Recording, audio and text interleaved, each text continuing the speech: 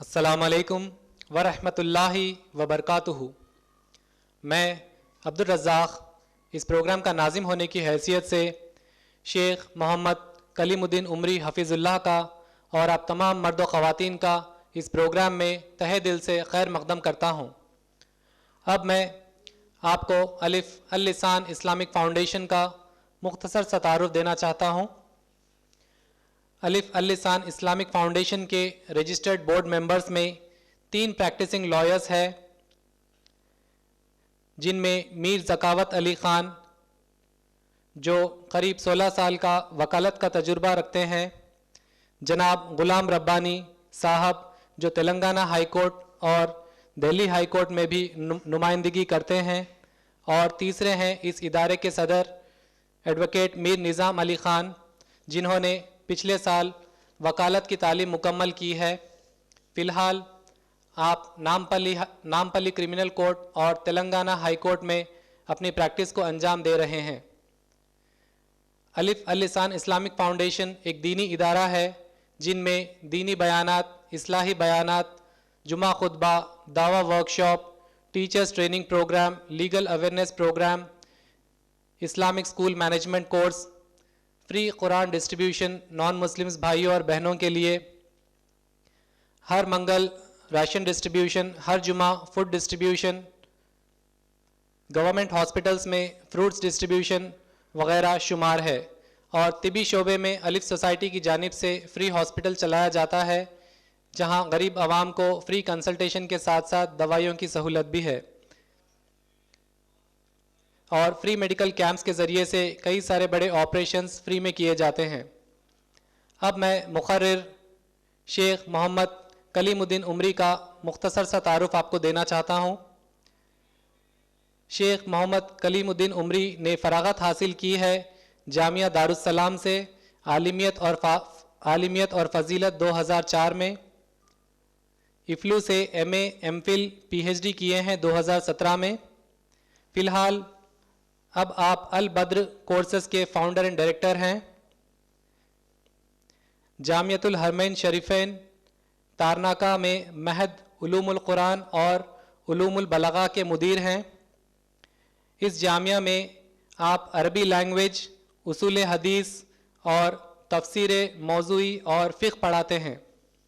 اب میں بنا کسی تاخیر کے شیخ محمد کلیم الدین عمری کو دعوت دیتا ہوں کہ وہ اپنا بیان کامیابی کے اصول سورہ عصر کی روشنی میں اس عنوان پر خطاب کرے۔ شیخ محمد کلیم الدین عمری۔ السلام علیکم ورحمۃ اللہ وبرکاتہ۔ بسم اللہ الرحمن الرحیم۔ الحمد للہ رب العالمین، وبہ نستہدی ونستعین، والصلاة والسلام علی رسولہ الامین،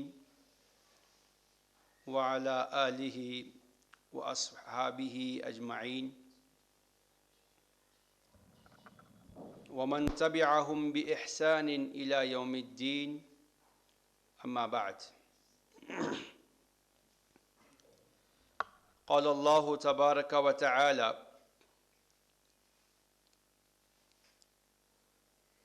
أعوذ بالله السميع العليم من الشيطان الرجيم، بسم الله الرحمن الرحيم، والعصر إن الإنسان لفي خسر إلا الذين آمنوا وعملوا الصالحات وتواصوا بالحق وتواصوا بالصبر۔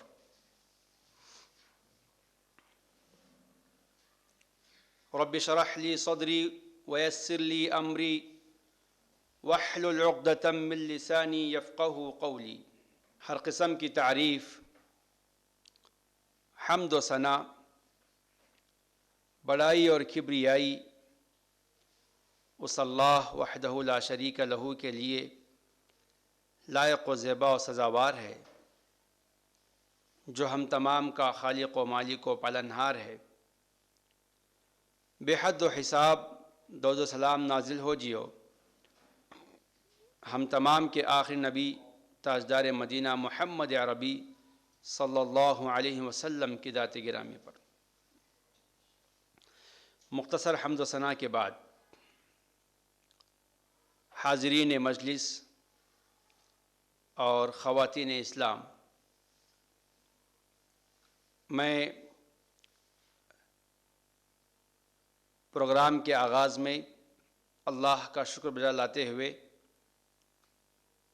آپ تمام ذمہ داران الف یعنی اللسان اسلامک فاؤنڈیشن کے، جنہوں نے مجھے مدعو کیا اور آپ حضرات کے سامنے کامیابی کے اصول سورہ عصر کی روشنی میں اس عنوان پر خطاب کرنے کا موقع دیا،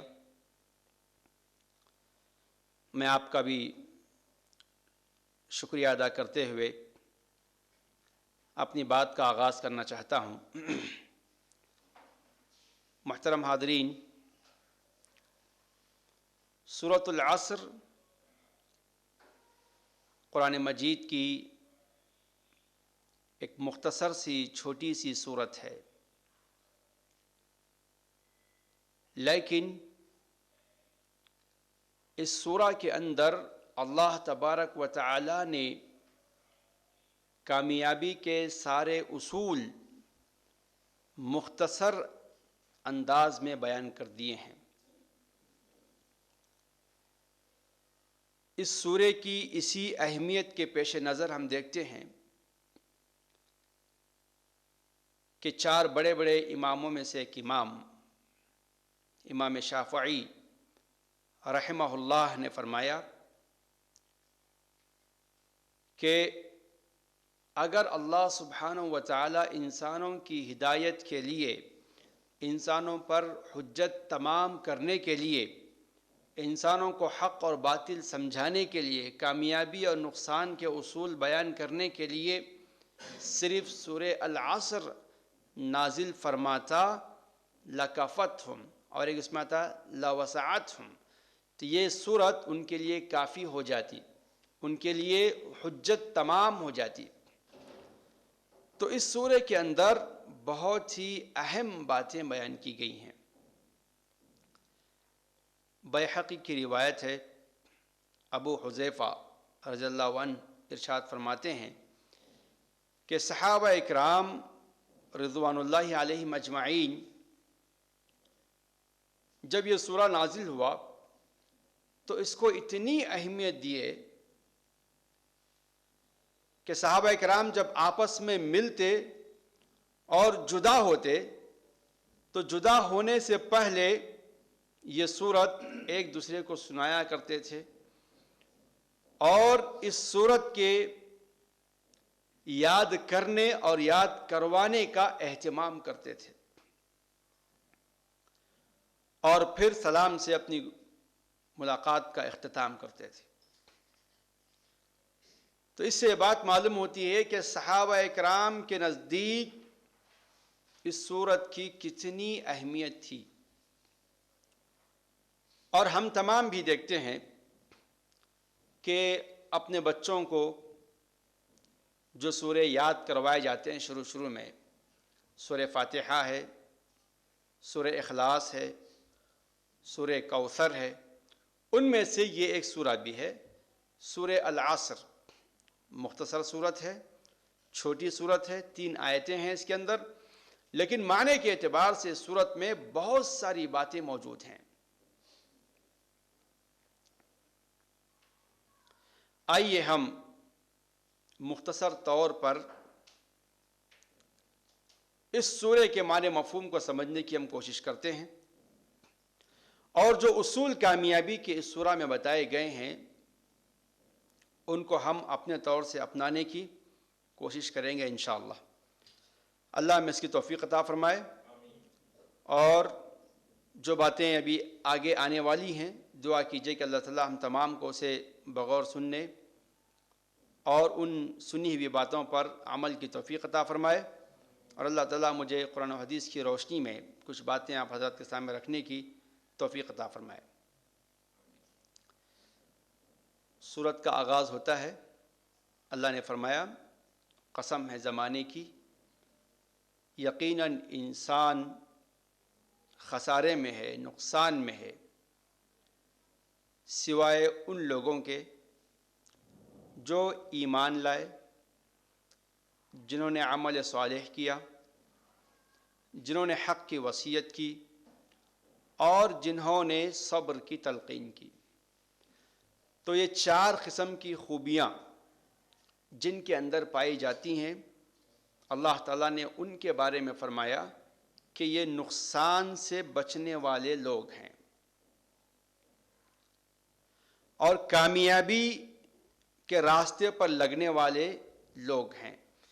کوئی انسان اگر یہ چاہتا ہے کہ وہ اپنے آپ کو نقصان سے بچائے اور کامیابی کی راہ پر لگائے تو اسے ان 4 اصول کی پابندی کرنا چاہیے۔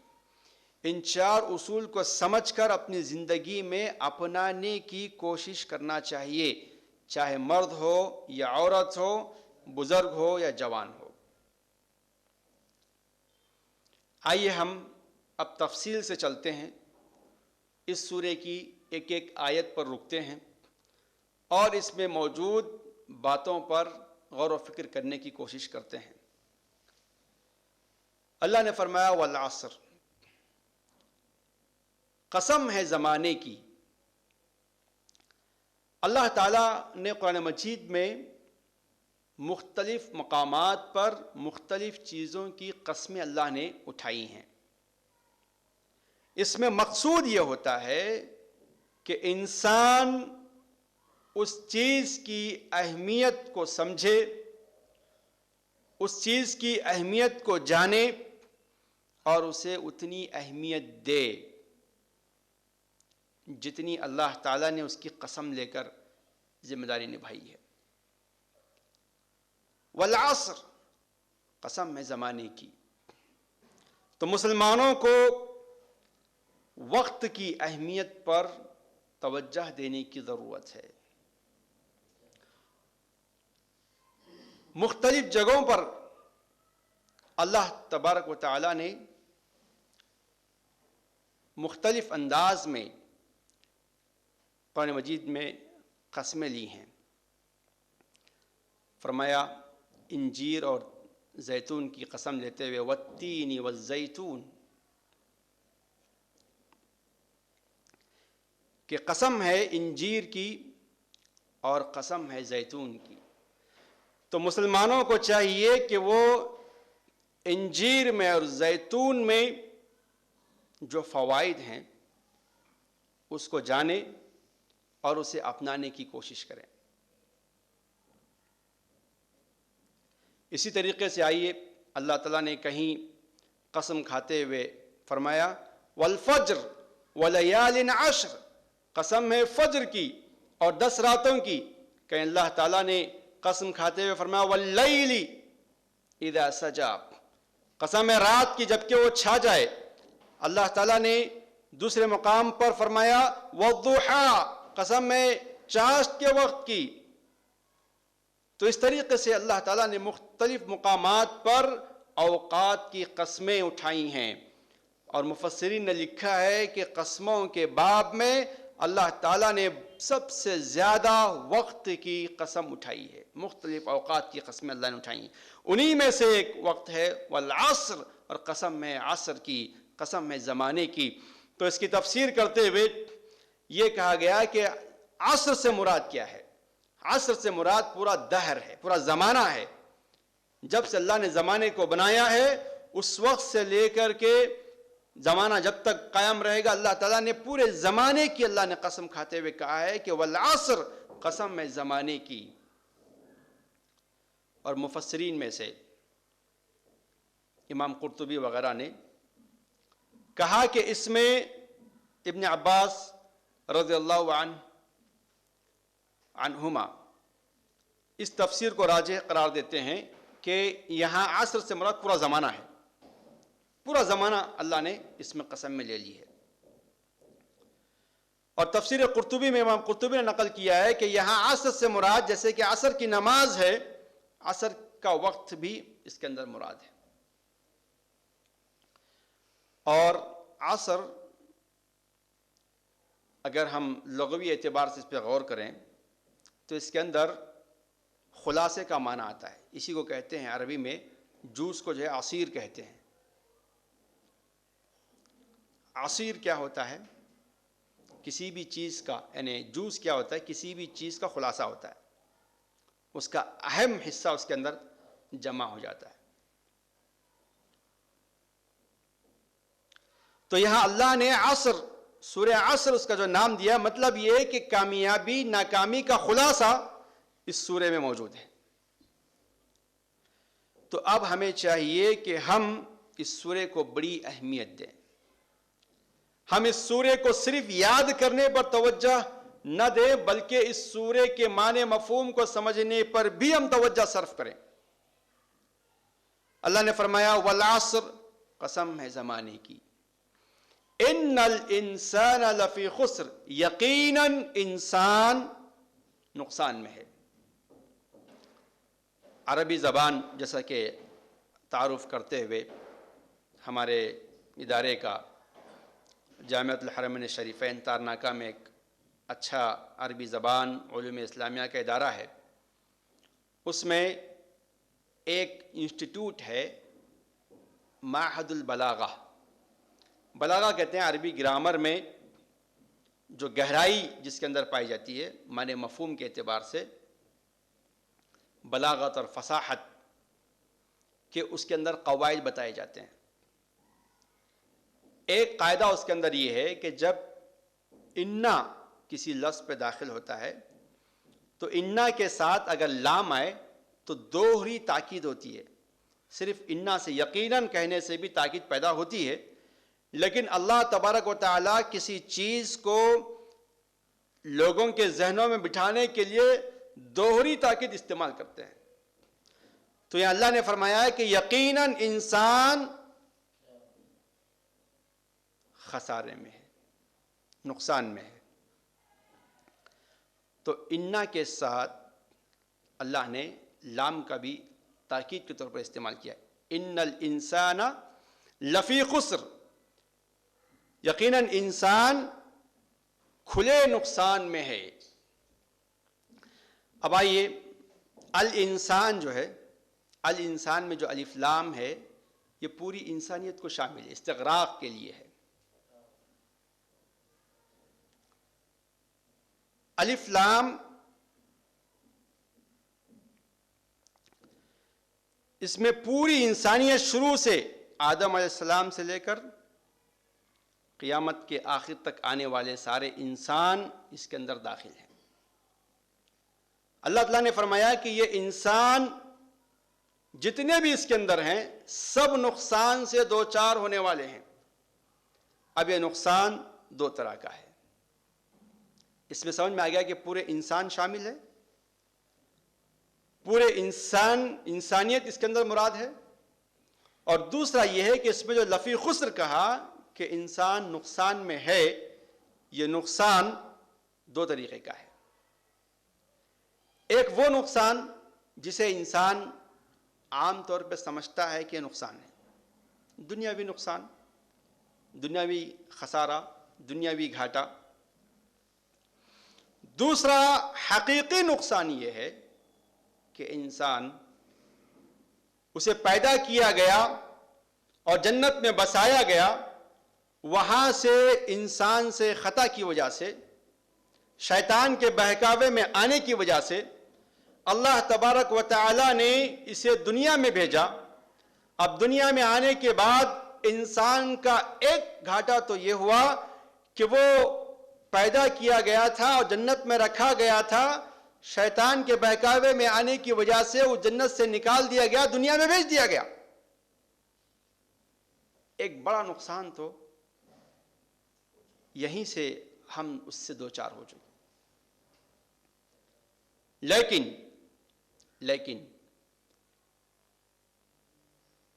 انسان میں اور شیطان میں فرق یہی ہے کہ انسان سے غلطی کے بعد انسان اس کا احساس کر کے شرمندہ ہو کر اس کی اصلاح کر لیتا ہے، توبہ کر لیتا ہے، تو وہ انسانوں میں اللہ کے نزدیک پسندیدہ انسان بن جاتا ہے. اگر وہی انسان گناہ کے بعد شرمندہ نہ ہو، غلطی کے بعد اسے احساس نہ رہے، غلطی پہ غلطی کرتا جائے یہاں تک کہ موت آ جائے، تو وہ انسان بہت زیادہ نقصان سے دوچار ہے۔ تو آپ دیکھیں گے کہ آدم علیہ السلام جنت سے نکال دیے گئے، لیکن جیسے ہی دنیا میں آئے ان کو احساس ہوا، کہا ربنا ظلمنا انفسنا فإن لم تغفر لنا وترحمنا لنكونن من الخاسرین، کہ اللہ ہم نے اپنے آپ پہ ظلم کیا ہے، اگر تو ہمیں معاف نہ کرے تو ہم لنکونن من الخاسرین، تو ہم نقصان اٹھانے والوں میں سے ہوں گے۔ تو انہوں نے دعا کی، اللہ نے توبہ قبول کی، پھر انہیں کامیاب فرمایا۔ تو یہ دنیا ایک امتحان کی جگہ ہے، یہاں مختلف آزمائشیں آتی ہیں، اور جو انسان اس آزمائش میں کھرا نہیں کرتا ہے تو اسے کامیابی کی خوشخبری سنائی جاتی ہے۔ اور وہی دیکھیے کہ شیطان سے بھی غلطی ہوئی، جب اللہ نے کہا وَإِذْ قُلْنَا لِلْمَلَائِكَةِ اسْجُدُوا لِآدَمَ فَسَجَدُوا إِلَّا إِبْلِيسَ، جب ہم نے فرشتوں سے کہا کہ سجدہ کرو تو سجدہ کیا سبوں نے سوائے ابلیس نے، انکار کیا۔ اللہ نے فرمایا فَخْرُجْ فَإِنَّكَ رَجِيمٌ، جنت سے نکال جا۔ اللہ نے کہا کہ تو نکل جائے اس جنت سے، تو دھتکارا ہوا ہے۔ شیطان کی غلطی کیا ہے کہ غلطی کے بعد وہ شرمندہ نہیں ہوا، توبہ نہیں کیا، اللہ سے معافی نہیں مانگا، اسی وجہ سے وہ شیطان مردود قرار دیا گیا اور جنت سے دھتکارا ہوا ہے۔ تو سب سے بڑا نقصان یہ ہے کہ ایک انسان جنت سے اسے محروم کر دیا جائے۔ اللہ تعالیٰ نے قرآن مجید میں فرمایا وَمَنْ زُحْزِحَ عَنِ النَّارِ وَأُدْخِلَ الْجَنَّةَ فَقَدْ فَازَ، کہ جس کو جہنم کی آگ سے بچا لیا جائے، جنت میں داخل کر دیا جائے، تو وہ انسان کامیاب ہے۔ اس کا مطلب یہ ہوا کہ جس انسان کو جنت سے روک دیا جائے، جہنم میں داخل کر دیا جائے، وہ ناکام ہے، وہ ناکام ہے۔ تو ان الانسان لفی خسر، یقیناً انسان خسارے میں ہے۔ اس کا ایک معنی تو دنیاوی نقصان ہے، اور دوسرا معنی یہ ہے کہ اخروی نقصان ہے، قیامت کے دن کی ناکامی ہے جو اس میں بیان کی گئی ہے۔ اب آئیے، انسان جب دنیا میں آتا ہے، پیدا ہوتا ہے، تو اس کی موت تک مختلف مراحل اسے زندگی میں آتے ہیں۔ تو یہاں پر یہ بتایا گیا کہ حقیقی کامیابی اپنانے کے لیے 4 اصول انسانوں کو اپنانا چاہیے۔ اب آئیے ہم قرآن مجید پر غور کرتے ہیں تو دیکھتے ہیں کہ ایک انسانیت کیسے گھاٹے میں رہی، نقصان میں رہی۔ آپ دیکھتے ہیں کہ اگر انسان یہ سمجھتا ہے کہ دولت کامیابی کا ذریعہ ہے، تو قرآن یہ بتاتا ہے کہ قارون کے پاس بے انتہا دولت تھی، لیکن اس دولت نے اسے نقصان سے دوچار کیا۔ میں سرسری طور پر بتاتا جاؤں گا آپ کو، پھر آپ دیکھیں گے قارون کا واقعہ بالکل معروف مشہور ہے۔ اللہ تعالیٰ نے اسے زمین میں دھسا دیا، اور ایک حدیث میں آتا ہے کہ وہ زمین میں قیامت تک دھستا چلا جاتا رہے گا۔ اور اگر ایک انسان حکومت کو اپنا مطمع نظر بنا لے اور یہ سمجھے کہ حکومت حاصل کرنا کامیابی کا ذریعہ ہے، تو ہم دیکھتے ہیں کہ فرعون نے حکومت حاصل کی، فرعون کے پاس حکومت ملی فرعون کو، لیکن آخرکار اس کا انجام کیا ہوا؟ فرعون اپنے لاؤ لشکر کے ساتھ سمندر میں ڈوب مرا۔ اس کی حکومت نے اسے کامیابی سے ہمکنار نہیں کیا۔ یہ تو رہی افراد کی باتیں۔ آئیے اگر ہم اسی طریقے سے قوموں کو دیکھتے ہیں تو قوموں میں بھی بہت سی طاقتور قومیں گزری ہیں، عاد، ثمود، فَأَمَّا عَادٌ فَأُهْلِكُوا بِرِيحٍ صَرْصَرٍ عَاتِيَةٍ، کہ عاد کو دیکھیے کہ وہ کیسے ہلاک کیے گئے، سمود کو دیکھیے کہ وہ کیسے ہلاک کیے گئے. عاد و سمود کی پوری داستانیں، قوم لوط کی پوری داستان موجود ہے کہ وہ کیسے ہلاک ہوئے. تو قوموں کا جائزہ لیں گے تو بھی یہ معلوم ہوتا ہے کہ وہ ہلاکت سے دوچار ہیں. آپ دیکھیں گے یہ تو قرآنی مثالیں ہیں.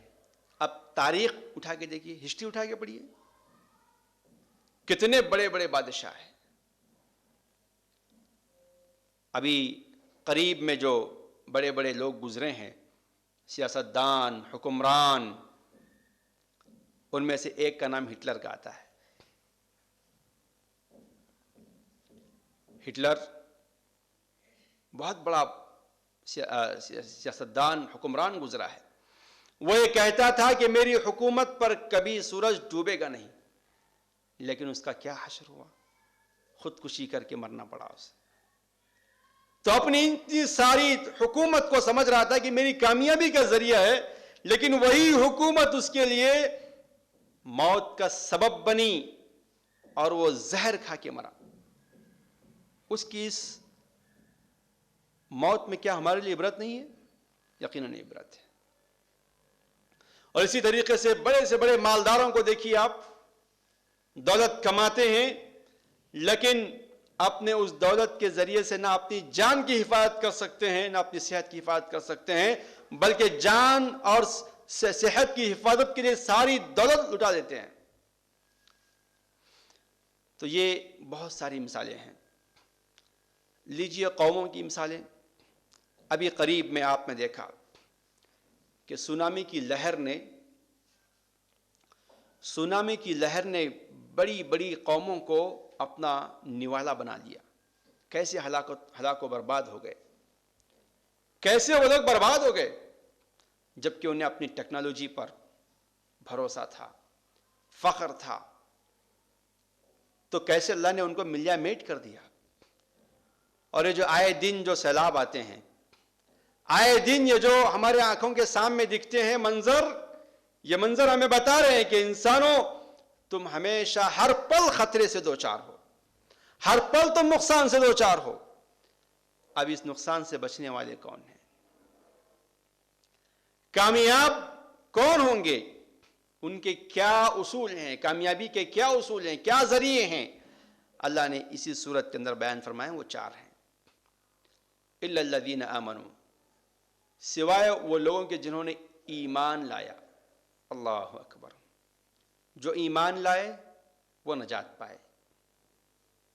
دلیل کے طور پر آپ دیکھ لیجئے کہ اللہ تبارک و تعالی نے نوح علیہ السلام کی قوم کو، پوری کی پوری قوم غرقاب ہوئی. ان میں بچے کون؟ سوائے وہ لوگ جو ایمان لائے. اب آئیے اسی طریقے سے قرآن مجید ہم دیکھتے ہیں تو معلوم ہوتا ہے کہ جو قوم برباد ہوئی مکمل طور پر، ان میں سے یہ قوم لوط تھی. لوط علیہ السلام کی قوم. اللہ نے پوری کی پوری قوم کو ہلاک و برباد کر دیا. ان میں سے بچے کون؟ جو ایمان لائے، وہ لوگ محفوظ رہے. تو اللہ نے فرمایا کہ اس دنیاوی نقصان سے، جہنم کے عذاب سے وہ لوگ محفوظ رہتے ہیں جو ایمان لاتے ہیں. اللہ تعالیٰ مومنوں کو نجات دیتا ہے. یہ 2 مثالیں ہمارے لیے کافی ہیں. الا الذین آمنوا، سوائے ان لوگوں کے جو ایمان لائے. آئیے ایمان کی جو بات ہے، ہم سمجھتے ہیں کہ ایمان کسے کہتے ہیں، ایمان کا مطلب کیا ہے. ایمان سے پہلے علم ہے، کیونکہ علم ہی وہ روشنی ہے جس سے آپ ایمان کے بارے میں جان سکتے ہیں، اور علم مقدم ہے ایمان پر. آدمی ایمان لائے گا تو کن پر؟ پہلے ان باتوں کا علم تو حاصل کرے، پہلے ان باتوں کو جانے، ان باتوں کو سیکھے، ان کے بارے میں معلومات حاصل کرے، تبھی تو ان کے بارے میں ایمان رکھ سکتا ہے. ورنہ آدمی کسی چیز کو جانتا نہ ہو تو مانے گا کیسے، ایمان لائے گا کیسے؟ اسی لیے اللہ تعالیٰ نے قرآن مجید میں ارشاد فرمایا فَاعْلَمْ أَنَّهُ لَا إِلَهَ إِلَّا اللَّهُ، آپ اس بات کا علم حاصل کیجئے کہ اللہ کے سوا کوئی معبود نہیں ہے۔ عقیدہ توحید، کلمہ لا الہ الا اللہ کا علم، اس کے تقاضے، اس بارے میں ہمیں جاننا ضروری ہے، اس کا علم حاصل کرنا ضروری ہے، ورنہ دھوکے میں ہم بہت سی باتوں کو مانتے جائیں گے جو ایمان کے خلاف ہیں۔ عدم علم کی وجہ سے ہم غلط باتوں کو مان کر پھر نقصان سے دوچار ہو جائیں گے۔ اسی لیے ضروری ہے کہ ہم عقیدے کا علم حاصل کریں، اسی لیے ضروری ہے کہ ایمان کا علم حاصل کریں، مرد و خواتین دونوں، جوان و بزرگ سب، ہمیں عقیدے کا علم حاصل کرنا ضروری ہے، ایمانیات کا علم حاصل کرنا ضروری ہے۔ ایمانیات میں کیا کیا چیزیں آتی ہیں؟ الایمان، یعنی حضرت جبرائیل علیہ السلام تشریف لائے، نبی صلی اللہ علیہ وسلم بیٹھے ہوئے تھے، آپ نبی صلی اللہ علیہ وسلم سے قریب ہو کر آپ نے سوال کیا، فرمایا مل ایمان، اے اللہ کے نبی ایمان کسے کہتے ہیں بتائیے۔ تو اللہ کے نبی صلی اللہ علیہ وسلم نے فرمایا ان تؤمن باللہ وملائکتہ وکتبہ ورسلہ والیوم الآخر والقدر خیرہ وشرہ من اللہ سبحانہ وتعالی۔ فرمایا ایمان یہ ہے کہ تم اللہ پر ایمان لاؤ، اللہ کے فرشتوں پر ایمان لاؤ، اللہ کی کتابوں پر ایمان لاؤ، اللہ کے رسولوں پر ایمان لاؤ، اور پانچویں بات یہ ہے کہ قیامت کے دن پر ایمان لاؤ، یعنی مرنے کے بعد دوبارہ اٹھائے جانے پر، حساب و کتاب پر، جنت و جہنم پر ایمان لاؤ، اور اس کے بعد چھٹی بات فرمائی کہ تقدیر کے اچھے اور برے ہونے پر ایمان لاؤ۔ تو یہ ایمان، اور ان ایمان میں سب سے بنیادی ایمان اللہ پر ایمان ہے، کہ اللہ پر ایمان لانے کے ساتھ یہ ساری چیزوں پر ایمان لانا تقاضا کرتا ہے، اور ان میں سے کسی ایک چیز کا بھی انکار کر دے گا تو وہ نقصان اٹھانے والوں میں سے رہے گا۔ تو 6 باتوں پر ایمان لانا چاہیے۔ الا الذین آمنوا، سوائے وہ لوگ جو ایمان لائے۔ تو ایمان سے پہلے علم مقدم ہے، اور علم کسے کہتے ہیں؟ علم، نبی صلی اللہ علیہ وسلم نے فرمایا کہ علم ایک تو طریقہ یہ ہے کہ سننے سنانے کا بھی ایک علم کا ذریعہ ہے، لیکن حقیقی علم انسان کو سیکھنے سے آتا ہے، باقاعدہ علم سیکھنا چاہیے۔ نبی نے فرمایا انما العلم بالتعلم، یقیناً علم سیکھنے سے آتا ہے۔ تو علم باقاعدہ سیکھنا چاہیے، عقیدے کا علم سیکھنا چاہیے، ایمانیات کا علم سیکھنا چاہیے، اس کا علم حاصل کرنا چاہیے۔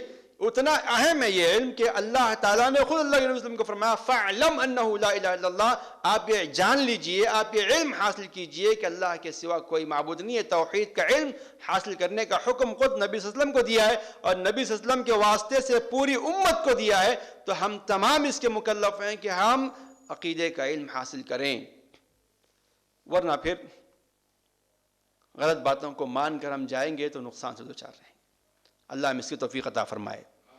تو پہلا اصول یہ ہے کہ انسان کو کامیابی کے لیے عقیدے کا علم سیکھنا چاہیے، عقیدے کا علم جاننا چاہیے۔ اب آئیے، دوسرا جو اصول ہے وہ ہے وَعَمِلُ الصَّالِحَاتِ، کہ ایمان کے ساتھ نیک عمل کرنا چاہیے۔ ایمان سمجھیے کہ دل کے یقین کا نام ہے، اور عمل اعضاء و جوارح سے اس کے اظہار کا نام ہے۔ ہم دیکھتے ہیں کہ پیالے میں دودھ ہو تو باہر دودھ ہی چھلکتا ہے، اگر پیالے میں پانی ہو تو باہر پانی ہی چھلکتا ہے۔ ایک سمپل سی مثال ہے. ہم معاشرے میں بہت سے لوگوں کو دیکھتے ہیں جو یہ کہتے ہیں کہ ہم تو پکے موحد ہیں, ہم تو پکے قرآن و سنت کو ماننے والے ہیں, ہم تو اہل توحید ہیں. لیکن اللہ جب ان کا عمل دیکھا جاتا ہے تو نمازوں میں سستی کرتے ہیں, کوتاہی کرتے ہیں, غفلت برتتے ہیں. اور بہت سے لوگ دعویٰ کرتے ہیں کہ ہم تو پکے مومن ہیں, ہم تو مسلم ہیں, لیکن ان کا عمل دیکھیے آپ, ان کا کردار دیکھیے آپ, ان کے معاملات دیکھیے آپ, پورے غلط ہوتے ہیں. اس کا مطلب یہ ہے کہ جس چیز کا دعویٰ وہ کر رہے ہیں کہ ہمارے پیالے میں دودھ ہے, خالص دودھ ہے, لیکن جب باہر جو چیز دکھتی ہے وہ دودھ نہیں بلکہ پانی چھلکتا ہے. تو انسان فیصلہ جو چھلکتا ہے اس کو دیکھ کے کرتا ہے, نہ کہ جو اندر چھپی ہوئی چیز ہے. تو اس کی بھی بڑی اہم ہے کہ اگر ہم پکے مضبوط ایمان کا دعویٰ کرتے ہیں تو عمل بھی مضبوط ہونا چاہیے. اِلَّا الَّذِينَ آمَنُوا وَعَمِلُوا الصَّالِحَاتِ, جنہوں نے جو ایمان لائے اور نیک عمل کیے. معاشرے میں, سوسائٹی میں چند ایسے افراد بھی ہیں جن کے عمل کو دیکھ کر بڑا رشک ہوتا ہے, ان کی محنت کو دیکھ کر بڑی خوشی ہوتی ہے. لیکن اللہ وہ لوگ ایمان کو اہمیت نہیں دیتے, عقیدے کو اہمیت نہیں دیتے. ان کے عقیدے میں شرک بھرا ہوا ہے, بدعات و خرافات کو ماننے والے ہیں, اور یہ سمجھتے ہیں کہ یہ ساری چیزوں کے ساتھ ہمارا عمل ہمیں نجات دے گا. نہیں, یہ بہت بڑا دھوکہ ہے, یہ بہت بڑی غلطی ہے. ہمیں اپنے عمل کو بھی سنوارنے کے ساتھ ساتھ اس بات کی ضرورت ہے کہ ایمان کو سنوارنے کی کوشش کریں. اللہ تعالیٰ نے جہاں عمل کی اصلاح کی بات کی ہے وہیں پر اللہ تعالیٰ نے ایمان کی اصلاح کی بھی بات کی. فرمایا یا ایھا الذین آمنوا آمنوا باللہ ورسولہ, اے ایمان والو ایمان لاؤ, ایمان کی تجدید کرو, ایمان کا محاسبہ کرتے رہو, اللہ اس کے رسول پر ایمان میں تازہ کرتے رہو. اللہ نے اس کا حکم دیا ہے. تو نیک عمل کرنے والوں پر, نیک عمل پر توجہ دینے والوں پر یہ ضروری ہے کہ وہ کامیابی کے لیے اپنے ایمان کا محاسبہ کرتے رہیں, اور جو ایمان پر, عقیدے پر, توحید پر توجہ دینے والے انہیں چاہیے کہ وہ عمل پر توجہ دیں. تو اہم چیزیں ہیں. وَعَمِلُوا الصَّالِحَاتِ, جنہوں نے نیک عمل کیا. اچھا, اب ہم ایک بات کو سمجھتے ہیں کہ نیک عمل کیا ہے. نیک عمل کیا ہے؟ نیک عمل کی کچھ شرائط ہیں. وہی عمل نیک عمل ہوتا ہے جس کے اندر یہ شرائط پائی جائیں. پہلی شرط یہ ہے کہ نیک عمل اس کے اندر نیت اللہ کی رضا کی ہونی چاہیے. اور دوسری شرط یہ ہے کہ نیک عمل قرآن و سنت کی روشنی میں ہونا چاہیے. اور تیسری شرط یہ ہے کہ وہ عمل تادم حیات ہونا چاہیے, وہ عمل مسلسل ہونا چاہیے. اب آئیے, جو آدمی قرآن و سنت میں ثابت شدہ عمل انجام دے لیکن اس میں ریاکاری اگر وہ شامل کرتا ہے تو اس کا عمل برباد ہو جائے گا. نبی نے فرمایا من صلی یرائی فقط اشرک ومن قام یرائی فقط اشرک ومن صام یرائی فقط اشرک.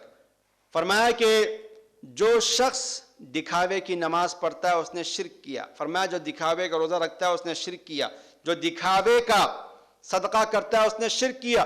تو معلوم یہ ہوا کہ جو عمل ثابت ہے اگر وہ عمل بھی ہم دکھاوے کے لیے کریں تو اللہ کے نزدیک وہ ناقابل قبول ہے. اللہ نے کیا فرمایا؟ فویل للمصلین، بربادی ہے ان لوگوں کے لیے، ان نمازیوں کے لیے. فویل للمصلین الذین هم عن صلاتهم ساہون، جو اپنی نماز سے غفلت برتے ہیں. الذین هم یراؤون، نماز تو پڑھتے ہیں لیکن دکھاوا کرتے ہیں،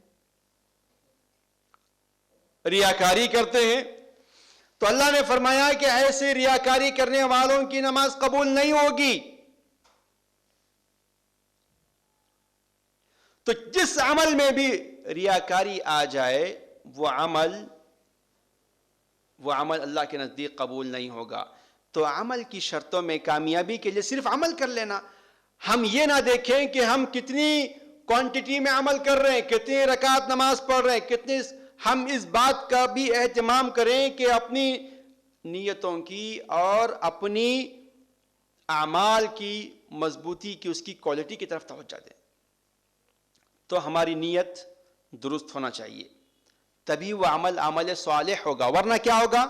ریاکاری ہوگی، شرک ہوگا، وہ عمل برباد ہوگا. تو عمل کے لیے بنیادی شرط کیا ہے؟ اگر کوئی آدمی کامیاب ہونا چاہتا ہے اپنے ایمان کے بعد عمل کے ذریعے سے، تو اس کے لیے کیا ضروری ہے کہ اعمال میں وہ ریاکاری سے اپنے آپ کو بچائیں. اللہ ہماری حفاظت فرمائے. 1 روپیہ بھی دیں اللہ کے لیے دیں، اللہ تعالیٰ اس میں اتنی برکت دے گا، اس صدقے کو اللہ تبارک تعالیٰ اتنا اضافہ کرے گا، بڑھائے گا کہ وہ بڑی نیکی اللہ کے نزدیک شمار ہوگی. لیکن انسان کروڑوں روپے خرچ کرے اور وہ دکھاوے کی نیت سے ہو تو وہ اس کے منہ پہ مار دی جائے گی. تو عمل میں یہ بنیادی چیز ہے. اور دوسری چیز کیا ہے کہ عمل قرآن و سنت کے مطابق ہونا چاہیے.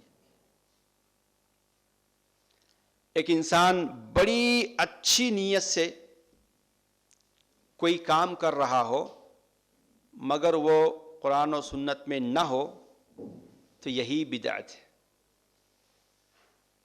اب جتنی بدعات ہیں، جتنی خرافات معاشرے میں پائی جا رہی ہیں، بڑی محنت ہوتی ہے، بہت جستجو کرتے ہیں،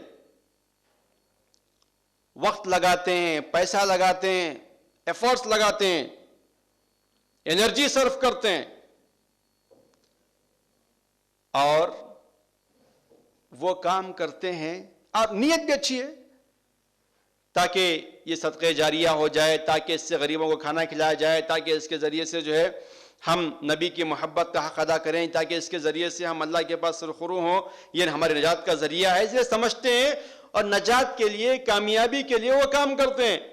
لیکن جب دیکھا جائے کہ یہ کام کیا اللہ کے نبی صلی اللہ علیہ وسلم نے اپنے زمانے میں کیا تھا، کیا صحابہ اکرام نے اس عمل کو نیکی سمجھ کر انجام دیا تھا، آپ قرآن حدیث اٹھا کے پڑھیں گے تو وہ عمل نہیں پائیں گے. تو معلوم یہ ہوا کہ نیت اچھے رہنے سے وہ عمل صالح نہیں بنتا ہے، بلکہ صالح بننے کے لیے عمل ضروری ہے کہ وہ قرآن و حدیث میں بھی موجود ہو. اگر قرآن و حدیث میں موجود نہ ہے تو کیا ہوگا؟ اللہ تعالیٰ فرماتے ہیں فَقَدِمْنَا إِلَى مَا عَمِلُوا فَجَعَلْنَاهُمْ هَبَاءً مَنْثُورًا.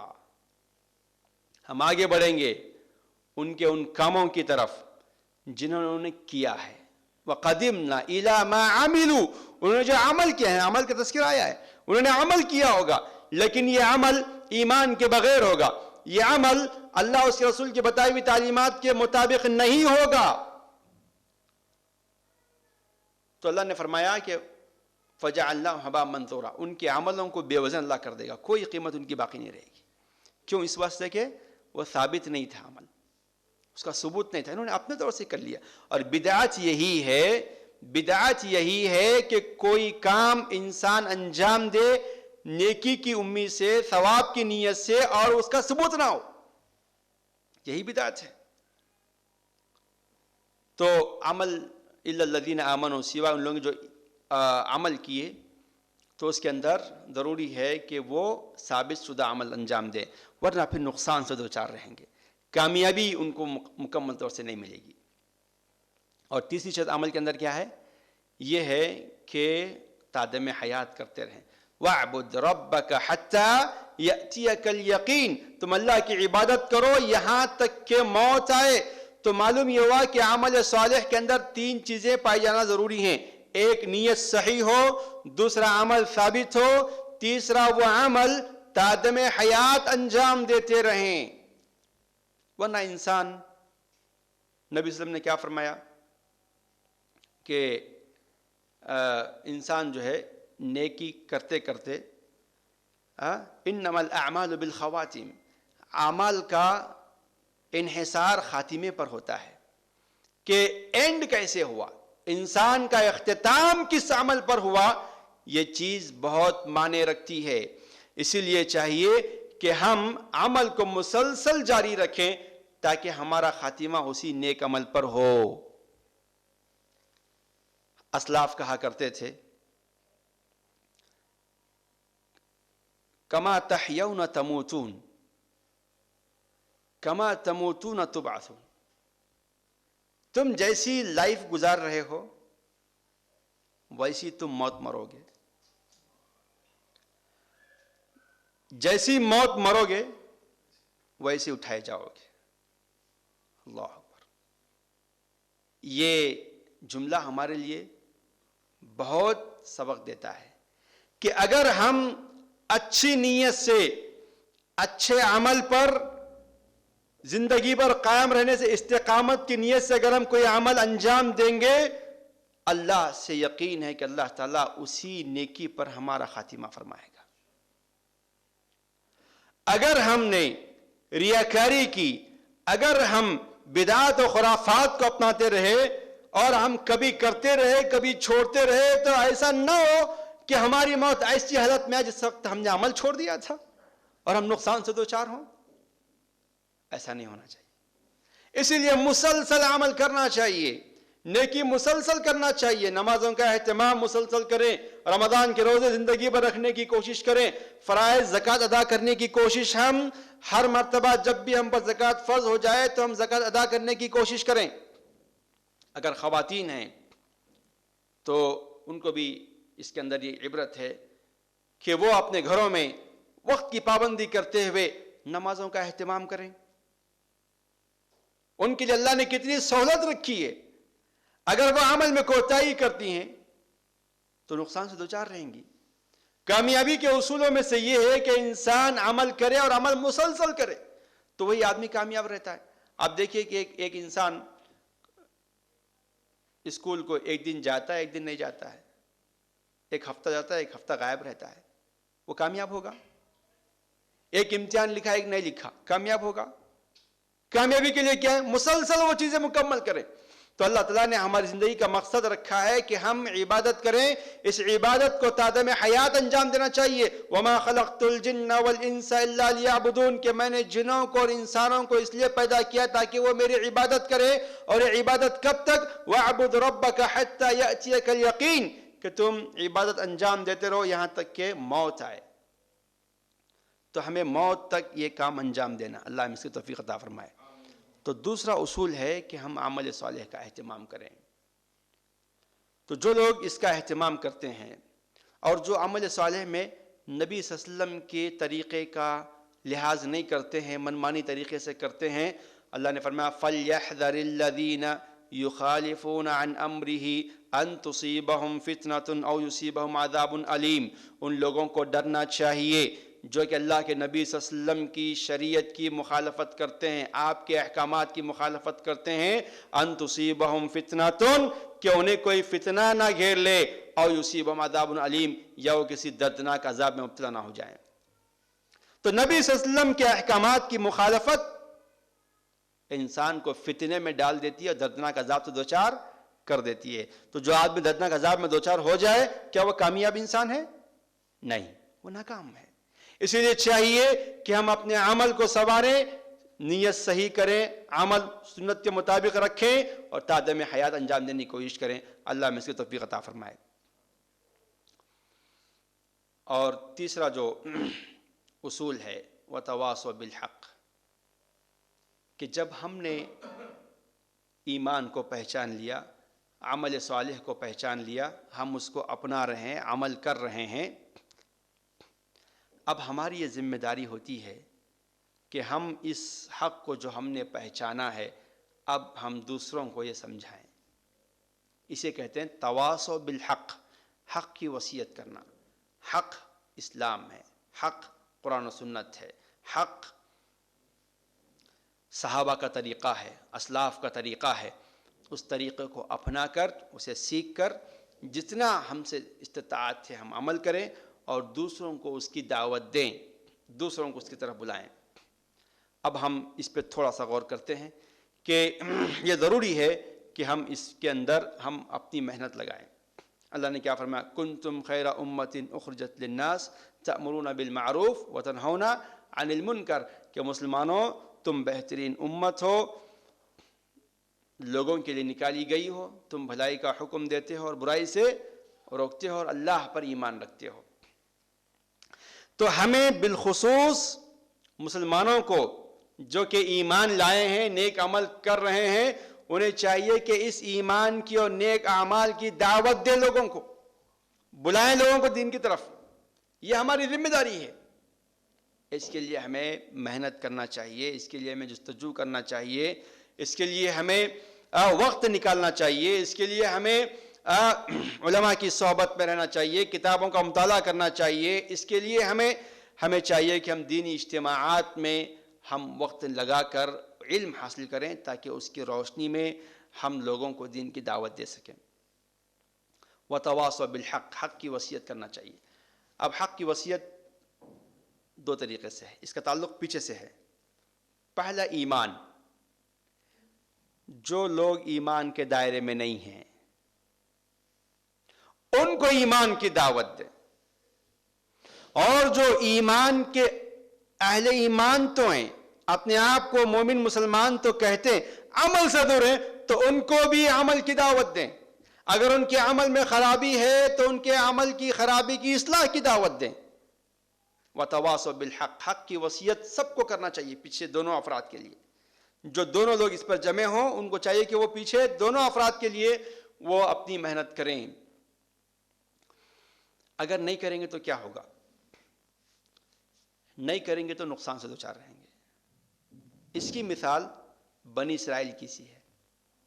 ہم جانتے ہیں کہ بنی اسرائیل، مشہور واقعہ میں صرف اشارہ کر رہا ہوں کہ بنی اسرائیل ہفتے کے دن مچھلی کا شکار کرنا ان کے لیے اللہ تعالیٰ نے منع کر دیا تھا، عبادت کے لیے خاص کرنا تھا ان کو۔ تو انہوں نے کیا کیا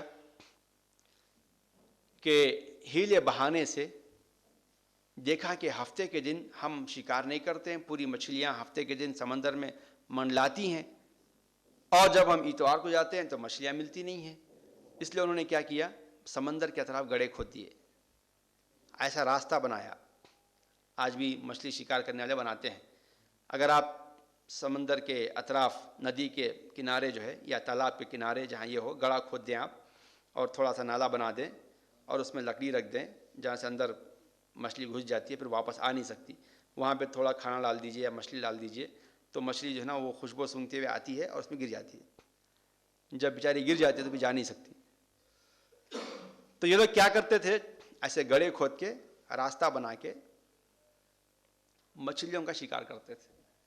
اب پوری مچھلیاں جو ہے ہفتے کے دن گڑھا بھر کے مل جاتی تھی، ہر ایک کا جتنا جتنا یہ ہے مل جاتی، اور اتوار کو جا کے پکڑتے تھے اور سمجھتے کیا تھے کہ ہم نے مچھلیاں ہفتے کو نہیں اتوار کو پکڑی ہیں۔ وہ مچھلیاں کون سی تھیں؟ ہفتے کے دن کی مچھلیاں تھیں۔ شکار کس دن کا ہوا ہو؟ ہفتے ہی کا دن کا شکار ہوا۔ اب اس میں تین لوگ ہو گئے۔ ایک وہ لوگ جو شکار کر رہے تھے، دوسرے وہ لوگ جو شکار نہیں کر رہے تھے مگر ان کو روک رہے بھی نہیں تھے، تیسرے وہ لوگ جو خود شکار نہیں کرتے ہوئے ان کو روک بھی رہے تھے، منع کر رہے تھے کہ یہ مت کرو، یہ غلط کام ہے۔ اب جب ہم تفاسیر کا مطالعہ کرتے ہیں، حدیث کا مطالعہ کرتے ہیں، تو معلوم ہوتا ہے کہ جب عذاب آیا، اللہ تعالیٰ نے ان کو سور اور بندر کی شکل میں تبدیل کر دیا، تو اس کے اندر دونوں ہلاک ہوئے۔ ایک وہ جو شکار کر رہے تھے اور دوسرا وہ جو شکار ہوتے ہوئے دیکھ کر خاموش رہ رہے تھے۔ وہ اپنی جگہ پہ تو ٹھیک تھے لیکن انہوں نے روکا نہیں. جنہوں نے روکا اللہ نے ان کو محفوظ کر دیا. اس کی مثال کیسی ہے؟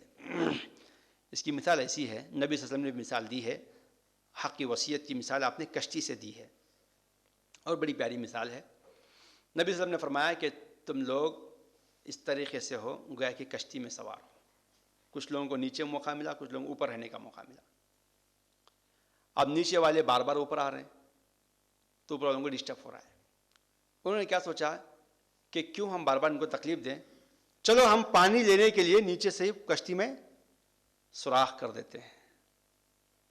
اب یہ بتائیے کہ اگر وہ کشتی میں سوراخ کریں اور سب لوگ دیکھ کے خاموش رہیں، جب کشتی میں پانی آئے، کشتی ڈوبنے کا وقت آئے تو صرف وہی لوگ ڈوبیں گے؟ نہیں، بلکہ پورے لوگ ڈوبیں گے. جو دیکھ کر خاموش تھے وہ بھی ڈوبیں گے. تو اب یہ ذمہ داری ہوتی ہے ان لوگوں کی جو برائی کو دیکھتے ہیں، جو غلط کام دیکھتے ہیں، جو ایمان اور عمل صالح کے خلاف حرکت ہوتا ہوا دیکھ کر خاموش رہتے ہیں. تو وہ ذمہ دار ہیں اس بات کے کہ جب نقصان سے دوچار ہوں گے تو آپ بھی اس نقصان کے ذمہ دار رہیں گے. جب اللہ اٹھائے گا تو سب کو اپنے اپنے عمل کے مطابق اٹھائے گا، لیکن جب دنیا میں ہلاک ہوں گے تو ہلاکت میں سب برابر ہوں گے. تو اسی لیے چاہیے کہ ہم اپنے آپ کو نقصان سے بچانے کے لیے، پوری امت کو نقصان سے بچانے کے لیے ہم حق کی وصیت کریں. یہ کامیابی کا ایک اصول ہے کہ ہم دعوت کا کام انجام دیں. اور دعوت کا کام کس طرح انجام دینا چاہیے، اس میں اپنے لیے کتنا وقت ہے؟ تو اس میں ہمارے لیے جو ہے چند باتیں ذہن میں رکھنے کی ضرورت ہے دعوت کے لیے بھی، جیسے ہم عمل کے لیے. ایک یہ ہے کہ ہم پوری انسانیت کے لیے داعی ہیں. پوری انسانیت کے لیے ہم کیا ہیں؟ داعی ہیں. اللہ نے کیا فرمایا؟ اخرجت للناس کہا. پورے انسانوں کے لیے ہمیں نکالا گیا ہے. ہم صرف مسلمانوں کے لیے خاص نہیں ہیں، بلکہ سارے انسانوں کو ہم دعوت دیں گے. اخرجت للناس، سارے انسانوں کے لیے ہم داعی بنائے گئے ہیں. تو مطلب یہ رہا کہ ایک داعی سب کو اپنا مدعو سمجھے، سب کو اپنا کیا سمجھے؟ مدعو سمجھے، میری دعوت کا محتاج ہے سمجھے. آج ہم مگر اصلاح کی ضرورت ہے ہماری کہ ہم نے سب کو غیر غیر غیر کہنا شروع کر دیا. ہم گزشتہ ہی دن جمعہ کے دن جو ہے ایک جگہ گئے تھے، تو وہاں پر لوگ آپس میں بات کرتے ہوئے گھر خرید رہے ہیں، گھر بیچ رہے ہیں. تو کیا کریں کہ یہ غیر قوم کا گھر ہے، ہم غیر قوم سے خرید رہے ہیں، غیر قوم کو بیچ رہے ہیں. تو بھئی جب خریدنے بیچنے میں جب وہ غیریت کا تصور نہیں ہے، پیسے لے رہے ہیں، پیسے دے رہے ہیں، گھر خرید رہے ہیں، گھر بیچ رہے ہیں، لیکن الفاظ کیا استعمال کر رہے ہیں؟ غیر قوم. اب آئیے کہ ہم دیکھتے ہیں کہ کیا انبیاء کرام نے جس جگہ وہ نبی بنا کے بھیجے گئے تھے اس قوم کو غیر قوم کہتے تھے؟ نہیں کہتے تھے. تو کامیاب آج ہم اگر دعوت نہیں پہنچا سک رہے ہیں، دعوت نہ پہنچانے کی وجہ سے جس نقصان سے ہم دوچار ہیں، جس حقیقی کامیابی سے ہم محروم ہیں، اس کی وجوہات میں سے ایک وجہ یہ ہے کہ ہم نے دیگر قوموں کو غیر قوم کا ٹائٹل دے دیا، ان کو غیر سمجھتے ہیں. تو جس کو ہم غیر سمجھتے ہیں وہ اپنی دعوت کا محتاج ہی نہیں ہے. ہم جب نکاح کی دعوت ہوتی ہے تو کس کو دعوت دیتے؟ اپنے کو دعوت دیتے، غیر کو دیتے نہیں دیتے. ہم غیر سمجھ کے چھوڑ دیتے ہیں اس کو. یہی کانسیپٹ ہمارے ذہن میں بیٹھ گیا ہے اور ہم دعوت کے لیے ہم محنت نہیں کر رہے ہیں. تو ہمیں یہ غیر کا تصور ہٹا دینا چاہیے. سب ہم قوم ہیں، کوئی غیر قوم نہیں ہے. نبی نے کیا فرمایا؟ کلکم من آدم و آدم من تراب. تم سب آدم علیہ السلام کے اولاد ہو اور آدم علیہ السلام مٹی سے پیدا کیے گئے ہیں. ان اباکم واحد ان الہکم واحد، کہ تمہارے والد ایک ہیں، تمہارا رب ایک ہے. ہمیں جو کانسیپٹ دیا گیا ہے وہ یہ ہے کہ ہم سب ایک ماں باپ کے اولاد ہیں اور ہمارا رب بھی ایک ہے. تو ہمیں اس پر سمجھنا چاہیے. یہ غیریت کا مفہوم ہمیں ہٹانے کی ضرورت ہے. ایک اب یہ غیریت صرف اسلام اور دیگر مذاہب کے ماننے والوں میں نہیں ہے، اپنوں میں بھی آ گئی ہے. اپنوں میں بھی آ گئی. ہم کہتے ہیں غیر سلفی، غیر جماعتی، غیر مقلد. ہم نے ان کو غیر سلفی کہا، ہم کو غیر مقلد کہا. ہم نے ان کو غیر مقلد کہا، انہوں نے ہم کو غیر سلفی کہا. ایسے ہم بانٹ لیں سب کو غیر، تو سب غیر ہیں تو پھر اپنا کون ہے؟ ہمیں ضرورت ہے کہ آج کے دور میں کامیابی کو اپنانے کے لیے لوگوں کے اندر اپنائیت کو عام کریں. اپنائیت کو عام کریں. سب اپنے ہیں، ہم قوم ہیں، سب ہم جماعت ہیں، ہم مشرب ہیں، ہم مسلک ہیں، ہم اسلام ہیں، ہم دین ہیں. تو ہمیں چاہیے کہ ہم اپنائیت کو بڑھائیں. ہندو بھائی بولے، عیسائی بھائی بولے، جی سکھ بھائی کا نام، تبلیغی بھائی کہیں، اسلامی بھائی کہیں، بریلوی بھائی کہیں، شیعہ بھائی کہیں. ہمیں چاہیے کہ ہم الفاظ تبدیل کریں، اپنائیت کو اپنائیں. تبھی ہم تواصل بالحق کر سکتے ہیں اور کامیابی کے اس اصول کو اپنا کر ہم نجات پا سکتے ہیں. یہ انبیاء کا اسلوب ہے. یا قوم اعبدوا اللہ ما لکم من الہ غیر، اے میری قوم کے لوگوں. اے غیر قوم کے کہا، میری قوم کہا، اپنی قوم کہا، اور ہم آج غیر قوم کہہ رہے ہیں. اس کی اصلاح کی ضرورت ہے. کم از کم یہاں جتنے لوگ ہیں وہ تو اپنی اصلاح کر لیں. اگر ہمارے زبان سے نکلتے بھی ہیں تو صرف وہ تعارف کے لیے نکلے، بانٹنے کے لیے نہیں.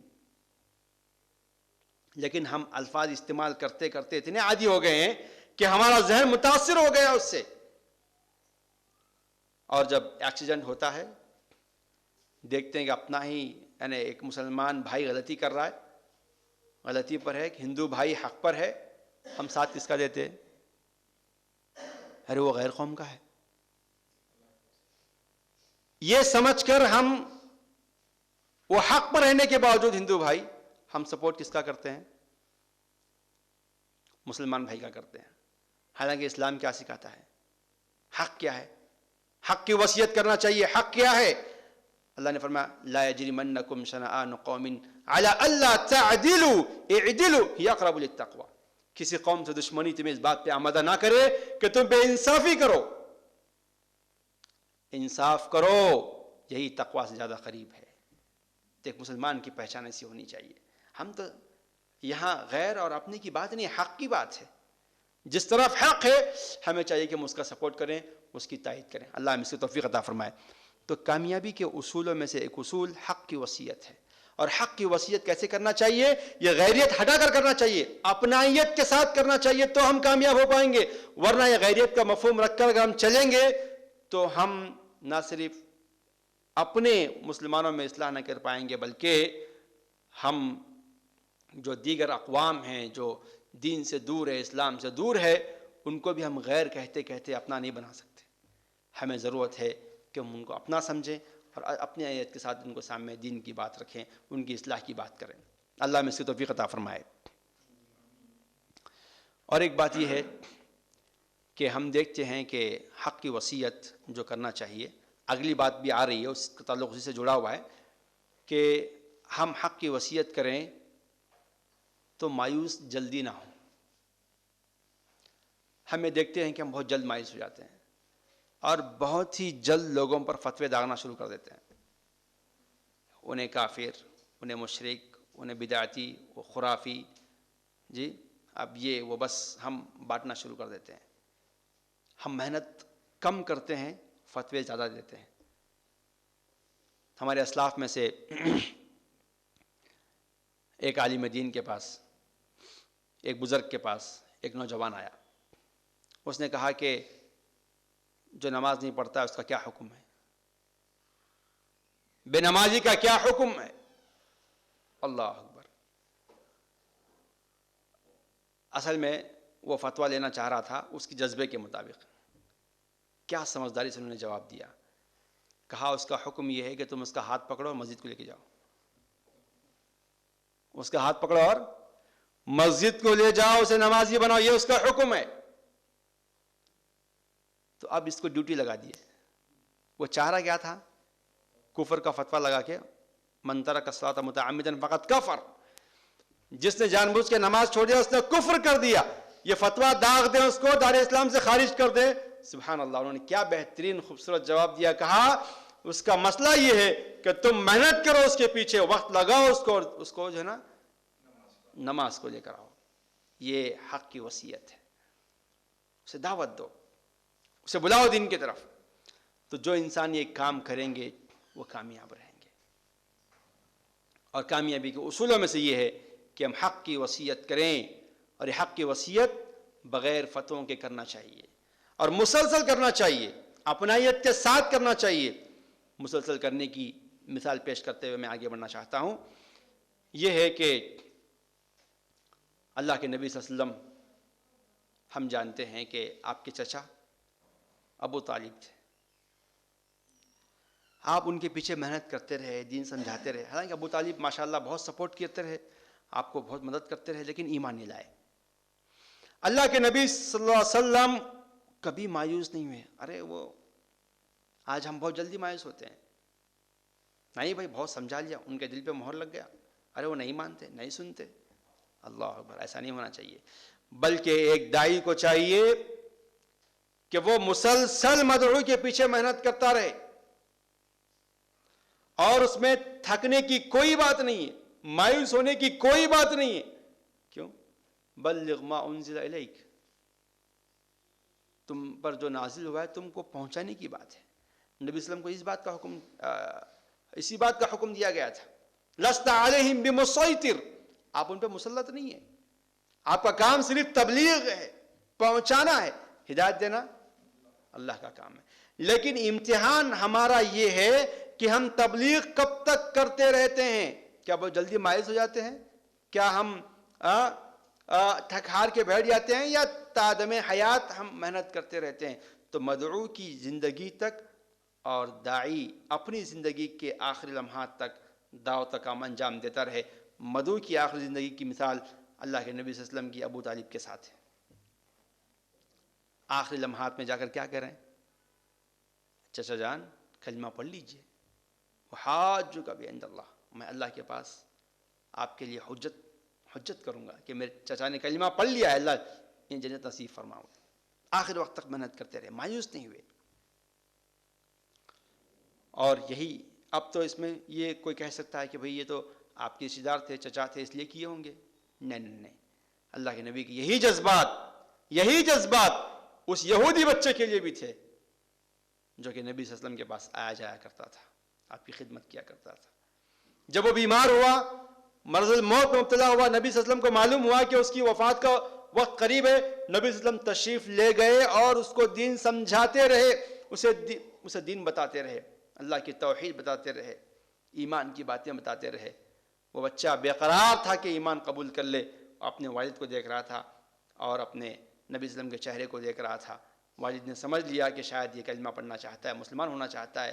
اس نے اجازت دیتے ہوئے کہا اطیع ابا القاسم، اگر تم چاہتے تو ابو القاسم کی اطاعت کر لو، ان کی بات مان لو، مجھے کوئی پرابلم نہیں ہے۔ اس نے فوراً کہا اشہد ان لا الہ الا اللہ واشہد ان محمدا عبدہ ورسولہ۔ تو نبی صلی اللہ علیہ وسلم دیکھیے کہ مدعو کے آخری لمحات تک مایوس ہوئے بغیر اس پر محنت کرتے رہے۔ ہمیں ایسی محنت کرنا چاہیے، اللہ ہم سے توفیق عطا فرمائے۔ اور جب آپ کا مسئلہ کیا ہے؟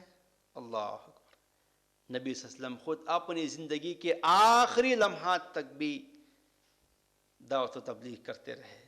آپ نے کیا فرمایا؟ آپ نے جو ہے نا آخری لمحات میں بھی فرمایا الصلاۃ وما ملکت ایمانکم۔ آپ کی آخری وصیت یہ تھی کہ لوگوں نماز کا اہتمام کرو اور اپنے ماتحتوں سے اچھا سلوک کرو۔ آپ نے آخری وقت میں بھی دعوت و تبلیغ کا کام انجام آپ نے دیا ہے۔ اس میں ہمارے لیے مثال ہے، اس میں ہمارے لیے نمونہ ہے کہ ہم اپنی زندگی کے آخری لمحات تک دعوت کا کام انجام دیتے رہیں۔ یہی تواصی بالحق ہے۔ اگر نہیں ہونے کی صورت میں کیا ہوتا ہے؟ تو یہ ایک تیسرا اصول ہے کامیابی کا کہ ہم حق کی وصیت کرتے رہیں، اور اس کے اندر کئی باتوں کا لحاظ رکھنا ہے۔ ان میں سے ایک بات یہ ہے کہ ہم سب کو اپنا سمجھیں، دوسری بات یہ ہے کہ فتوے نہ داغیں، تیسری بات یہ ہے کہ ہم مدعو کی آخری لمحات تک اور اپنی زندگی کے آخری لمحات تک دعوت کام کو مسلسل جاری رکھیں۔ اب آئیے آخری جو مرحلہ ہے وہ یہ ہے کامیابی کا۔ چوتھا اصول یہ ہے کہ وتواصوا بالصبر، صبر کی تلقین کریں۔ حق کا کام کا انجام دینے کے لیے، نیکیاں کرنے کے لیے، ایمان پر جمے رہنے کے لیے صبر کی ضرورت ہے۔ صبر ان تینوں مرحلوں میں ہوتا ہے۔ ایمان لائے تب بھی صبر کی ضرورت ہے، نیک عمل کرنے کے لیے بھی صبر کی ضرورت ہے، اور حق کی بات کو پہنچانے کے لیے بھی صبر کی ضرورت ہے۔ تو ہمیں چاہیے کہ ہم صبر کی وصیت کریں، اور صبر کا جو معنی مفہوم ہے وہ ہے اپنے آپ کو باندھ لینا، جمع دینا۔ کہتے ہیں کہ قتل مسبورا، اسے باندھ کے مارا گیا۔ تو صبر کا معنی ہوتا ہے کہ باندھنا اپنے، تو اپنے آپ کو باندھ لینا ہے کس سے؟ کئی چیزوں سے۔ ایک ہے کہ طاعات سے باندھنا، ایمان، عمل صالح اور حق کی وصیت کے لیے اپنے آپ کو باندھ لینا ہے، اس پر جمے رہنا۔ دوسرا ہوتا ہے برائیوں سے رکنے کے لیے صبر کرنا، نیکیوں پر عمل کرنے کے لیے صبر، دعوت کے لیے صبر، عمل صالح کے لیے صبر، ایمان کے لیے صبر۔ اور دوسرا ہوتا ہے کہ برائیوں سے بچنے کے لیے صبر۔ برائیوں سے بچنا آسان نہیں ہے۔ آج یہ موبائل کی دنیا، انٹرنیٹ کی دنیا، یہ فحاشی کی دنیا، دیکھیے ہر طرف برائی پھیلی ہوئی ہے۔ تو ان میں انسان ان برائیوں سے اپنے آپ کو بچائے، اس کے لیے صبر کرے۔ اس کی جو ظاہری لذتیں ہیں اس سے اپنے آپ کو بچانے کے لیے صبر کرنا پڑتا ہے۔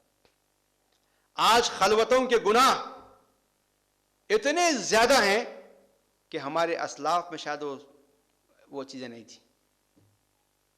ہمارے جو بڑے گزرے ہیں اس سے پہلے، تنہائی میں ان کے گناہ بہت کم ہوتے تھے شاید۔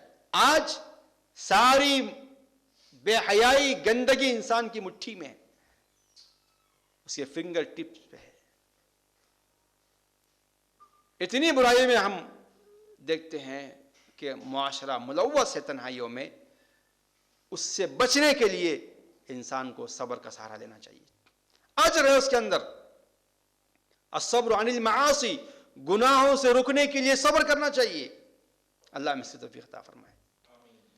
اور اسی کے اندر آتا ہے کہ مصیبتوں پر صبر، وقتیہ طور پہ جو لمحات پریشانیاں آتی زندگی میں، ان پر بھی صبر کرنا چاہیے۔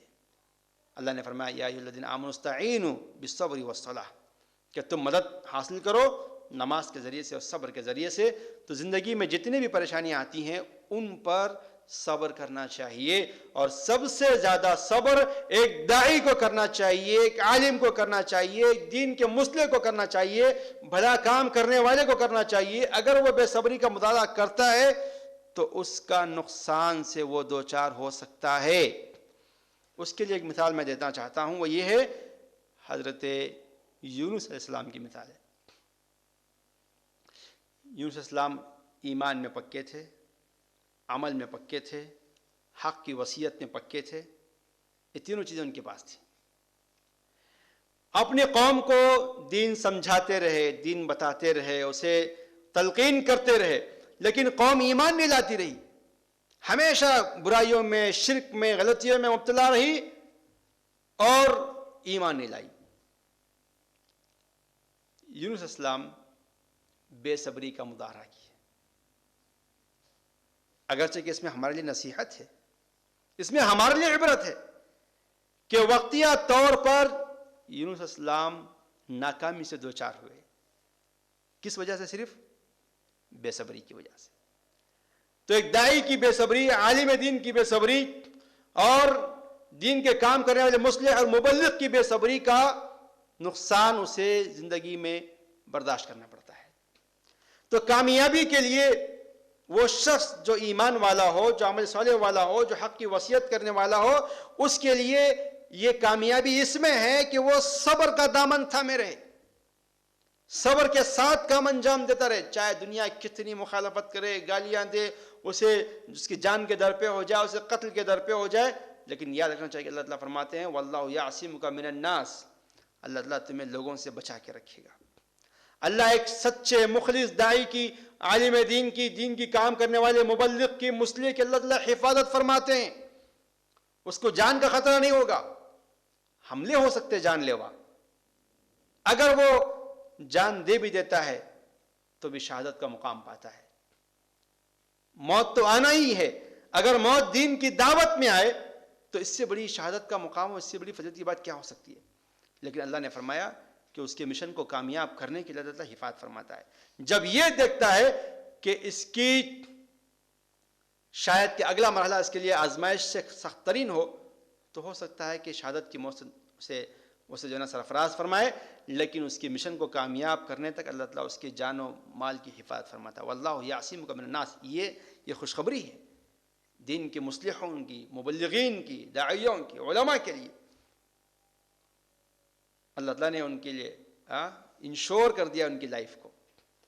اللہ نے حفاظت کر لی ہے, حفاظت کا ذمہ لیا ہے.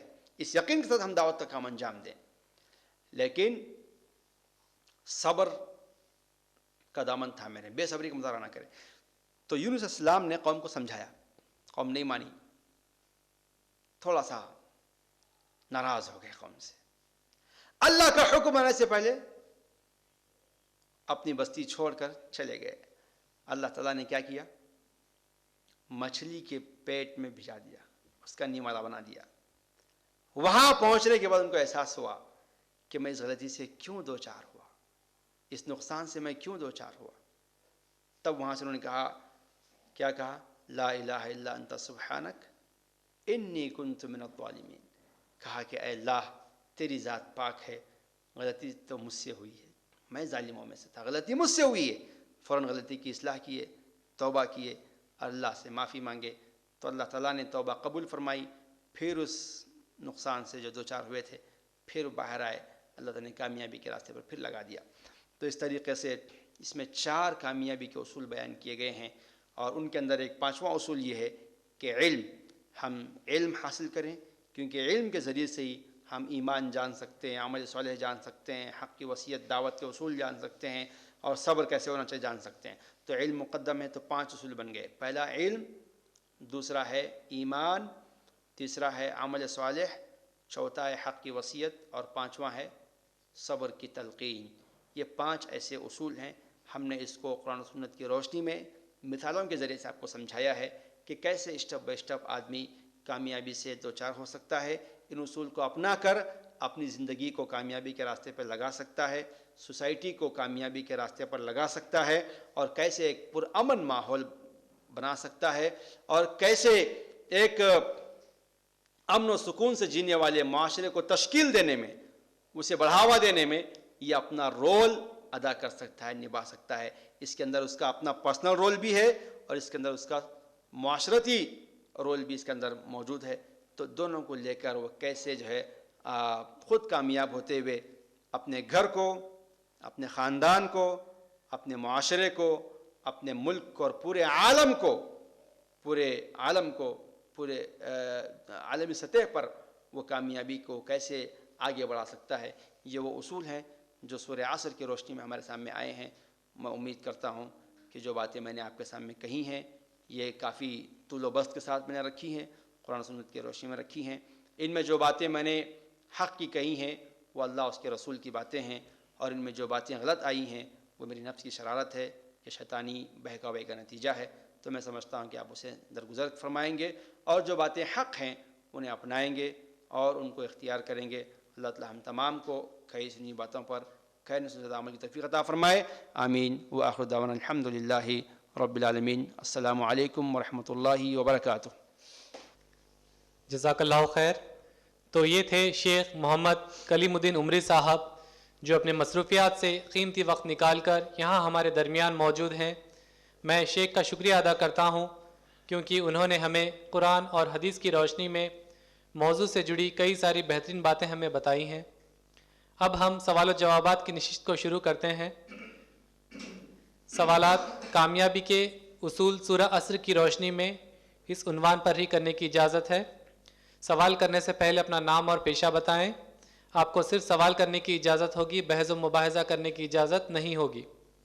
مقرر جواب دیتے وقت درمیان میں مداخلت نہ کریں, اور اگر آپ کوئی جواب سے مطمئن نہ ہو تو مقرر سے پروگرام کے بعد ملاقات کر سکتے ہیں. پہلا سوال بھائیوں کی جانب سے لیا جائے گا. السلام علیکم ورحمۃ اللہ وبرکاتہ. وعلیکم السلام ورحمۃ اللہ وبرکاتہ. میرا نام عبد الواجد ہے اور میں فی الحال جاب نہیں کر رہا ہوں، فری ہوں میں.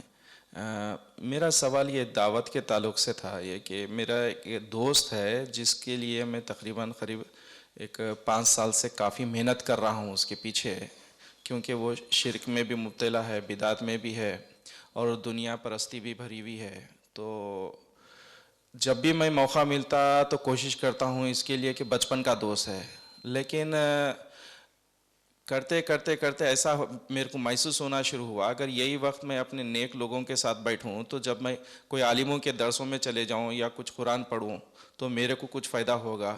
کیونکہ جب میں عالموں کے بیچ میں بیٹھتا ہوں تو اپنے آپ کو زیرو محسوس کرتا ہوں، تو میرے کو کچھ علم سیکھنے کے لیے ملتا تاکہ میں صحیح عمل کروں.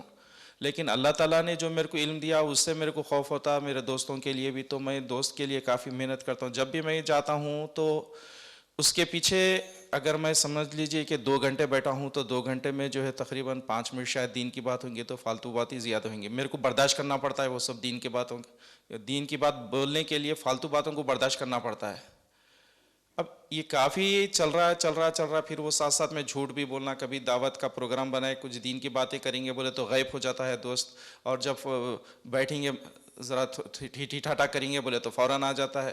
تو اس سے پورا پتہ چلتا ہے کہ وہ جو ہے انٹرسٹ بالکل نہیں ہے دین کے معاملات میں. دنیا کے معاملات میں بولے تو کافی آگے آتا ہے. ویسے میرے کو کچھ دوستاں بولے کہاں تو اس کے پیچھے پڑا بھائی، وہ چکنا گھڑا ہے، چھوڑ اس کے پیچھے کیا پڑا ہو. تو ایسے حالت سے میرے کو بھی جو ہے تھوڑا سا غصہ آیا.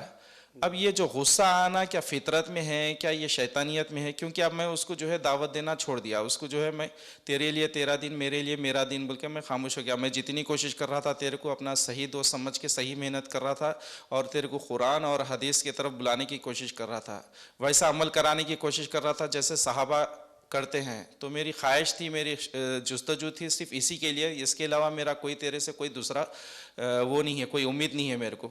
تو اب میں اس کے اندر کیا کرنا چاہیے؟ کچھ میرے اب جیسے میرے ویل وشر دوسرے بھی ہے، وہ لوگ بولتے ہیں نہیں ایسا نہیں چھوڑنا چاہیے بیچ ادھر، ایسا کرنا ہی ہے محنت. ابھی آپ جیسے یونس علیہ السلام کا بھی قصہ بولے تھے، وہ بھی جو ہے اسی سے ہی ٹکرا رہا ہے کچھ.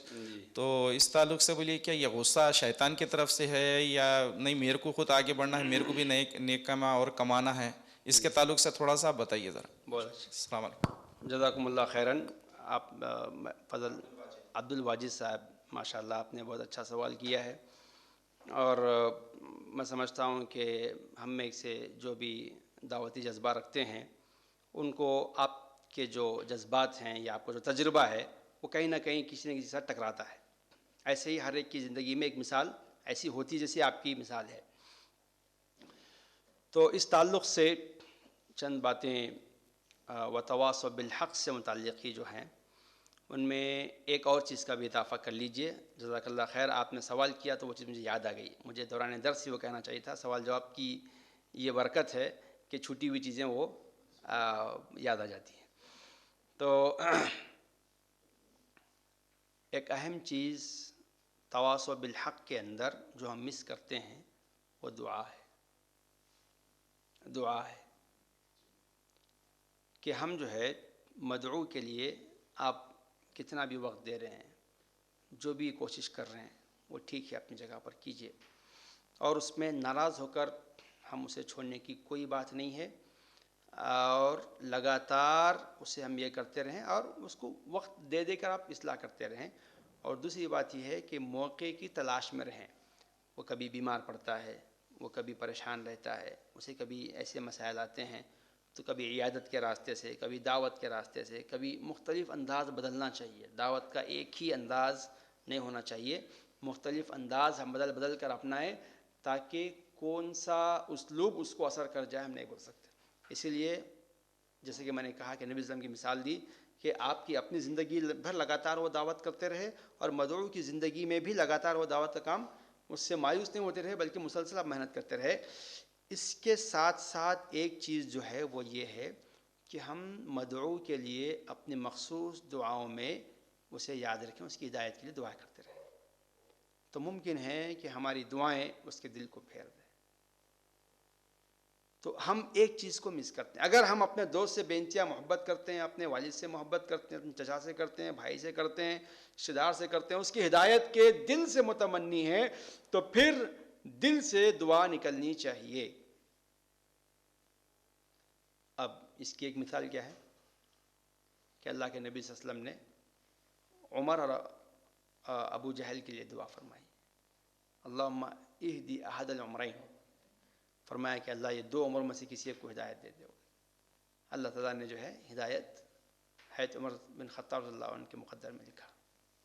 تو اس طریقے سے ہمیں ایک مثال ملتی ہے کہ ہم ہدایت کے لیے لوگوں کے لیے دعائیں بھی کریں، اور ممکن ہے کہ ہماری دعائیں اس کے دل کو پھیر دیں، اس کے دل کو نرم کر دیں، اس کے دل کو ہدایت کے لیے زرخیز بنا دیں، اور اس کے بعد کہی جانے والی چند باتیں بھی اسے اثر کر جائیں اور وہ دل اپنی طرف آ جائے.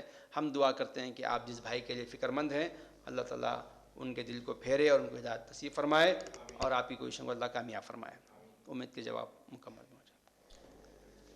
جزاک اللہ خیر. اگلا سوال خواتین کی جانب سے لیا جائے گا. السلام علیکم. کیا کافر کو کافر کہہ سکتے؟ کیونکہ اللہ تعالیٰ خود بول رہے کافر قرآن کے بعد، تو ہم کیوں نہیں بولنا کافر کو؟ اچھا، اور کافر سے دوستی مت کرو، جی اور کافر سے وہ مت کرو. تو کسی کو کافر کو اگر کافر بولے تو کیا اس کا گناہ ہوتا ہے، یا اس کا دل ٹوٹ رہا، یا وہ ہو رہا، تو وہ بھی ہمارے اوپر ہے. اچھا، بہت اچھا سوال ہے آپ کا کہ کیا کسی کو کافر کہہ سکتے ہیں. تو اس کا جواب یہ ہے کہ کہہ سکتے ہیں، لیکن اس وقت جب کہ آپ اسے کافر کہنے کی پوری حجت تمام کر دیں. کافر کب کہہ سکتے ہیں؟ جب آپ اس کو سمجھانے کے لیے پورا اپنا ایفرٹ لگا دیے، پوری کوشش کر دیا، تب انہیں بولا میں نہیں مانتا، انکرا کفرا، کفر کیا، اس نے انکار کر دیا، میں نہیں مانتا آپ کی بات، تب اسے کہہ سکتے ہیں کہ بھائی میں نے اسے پہنچا دیا ہے، اب یہ کافر ہے. تو اس وقت تک کسی کو کافر کہنے سے پہلے ہم پر کتنی بڑی ذمہ داری ہم بھول جا رہے ہیں. اگر ہم نے اس ذمہ داری کو نبھایا ہے تو تب ہمیں حق بنتا ہے. اگر ہم نے ذمہ داری نہیں نبھایا ہے تو پھر کسی کو کافر کہہ کر ہم خود اپنے لیے گڑھا کھودنے کا ذریعہ بن جائیں گے. نبی صلی اللہ علیہ وسلم نے خاص طور سے جو ایمان نے قبول کیا ہے اس کے لیے بھی یہ مسئلہ ہے کہ پہلے ہم حجت تمام کریں، اس کے پیچھے محنت کریں. اور اگر مسلمان ہے تو اس کو تو قطعاً کافر نہیں کہہ سکتے، کیونکہ ممکن ہے کہ کسی کو ہم کوئی گالی دیں، کسی کو فتویٰ دیں، کسی کو کفر کا فتویٰ، شرک کا فتویٰ، مشرک ہونے کا فتویٰ لگائیں، اور اگر وہ اس کا مستحق نہیں رہا تو پلٹ کر ہم پر آ جائے گی، اللہ کی نظر میں ہم بن جائیں گے ویسے. اسی لیے مسلمان کے لیے احتیاط کرنا چاہیے. اور اگر کوئی ایسا بھائی ہے جو ابھی ایمان قبول نہیں کیا ہے تو اس پر ہمیں محنت کرنے کی ضرورت ہے. اس وقت تک محنت کرنا چاہیے، اس کے پیچھے وہ سارے اسلوب اچھے انداز میں دعوت دینا چاہیے، اس کو جو ہے نا موقع کا اہتمام کرنا چاہیے. اسی طریقے سے جو ہے اس کے لیے دعائیں کرنا چاہیے. ساری چیزیں ہونے کے باوجود بھی ایک مرحلے میں وہ یہ کہتا ہے کہ میں آپ کی بات کو نہیں مانتا، میں انکار کر دیتا ہوں، تب یہ کہہ سکتے ہیں کہ اس پہ میں نے حجت تمام کی، یہ کافر ہے. اس سے پہلے ہمیں نہیں کہنا چاہیے، کیونکہ کافر کا لفظ کہنے سے پہلے ہماری ذمہ داری کو ہم سمجھیں گے تو ہم وہ لفظ استعمال نہیں کریں گے. میں سمجھتا ہوں کہ آپ کو جواب مل چکا ہے.